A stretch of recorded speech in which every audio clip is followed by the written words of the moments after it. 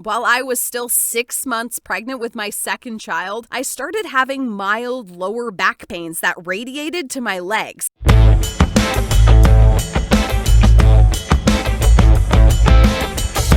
Raising children is not an easy task, especially if you are a working mom. You can call me Amanda, and if you ever dream of having children in the future, you need to listen to my story. Before we continue, like this video and subscribe. I had worked at a PR company for 5 years when I got married at 29 and had my first baby at 30. I hired a nanny to care for my little darling while I was at work. Even though there were a few times, many times that I had to rush home or be absent from work when the baby suddenly felt ill, I could say that I had a balanced motherhood between career and self-care.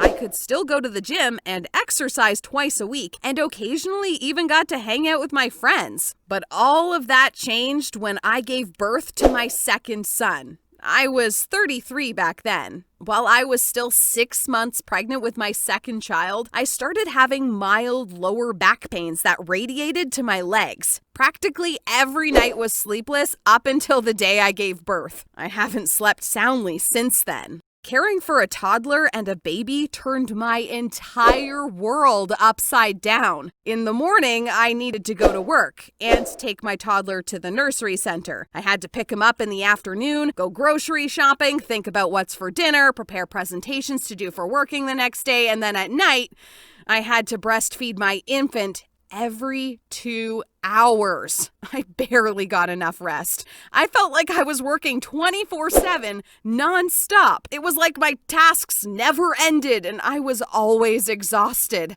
I didn't even have time for myself. I asked my husband for assistance, but when he gets home from work, he says he's simply too tired to do anything. What upset me more was that instead of helping me in caring for our children, he pursued many extracurricular activities after work, a lot of which made him come home late in the evening. Every night, he'd spend time working out in the gym. He'd also taken an active role as an officer in the International Speakers Club. He attended workshop sessions twice a week and actively joined ministry meetings on weekends in the context of serving the Lord. Serve the Lord my ass. He wasn't even a pastor. Is it even a Christian thing to leave the responsibility of a child solely to your wife? Seems like some bullshit hypocrisy to me. It got to the point where in order to regain some energy, I'd skip my lunch to take naps in the afternoon.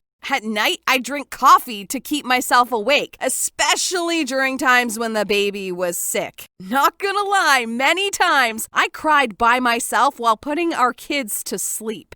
After 6 months, I looked so haggard that some of the kids in our neighborhood started calling me grandma. Do I really look that old? I carefully checked my face in the mirror and I wailed as I failed to recognize my own reflection. I was only 33, but I already looked like I was 80. Looking at myself, I was convinced that I wasn't just looking old and ugly, but I was already as big as a whale. I developed resentment towards myself, my husband, and my situation. I felt like I was living a single mom life while my husband was living like a single man.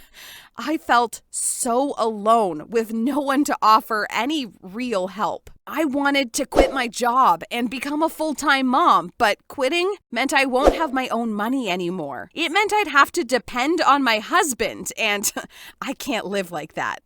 I did my best to cope with my situation, even when my everyday life was a total drag. I felt like I was simply living to survive. The only thing that kept me going was my children. Every time I felt down, I'd look at them and hug them, and for a moment, it would seem like all my troubles would disappear.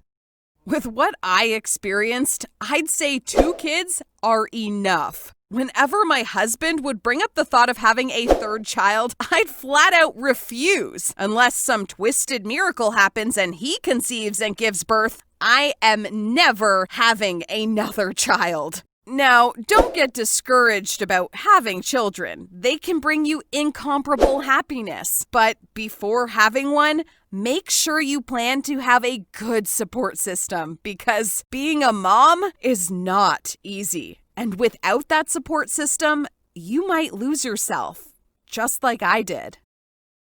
Have you ever lost yourself before? Share your own story with us in the comments section below. It might just get featured as one of our videos. If you enjoyed this story, support working moms like me by sharing this video to your friends and getting this to 1,000 likes. Don't forget to check out our other nutty stories.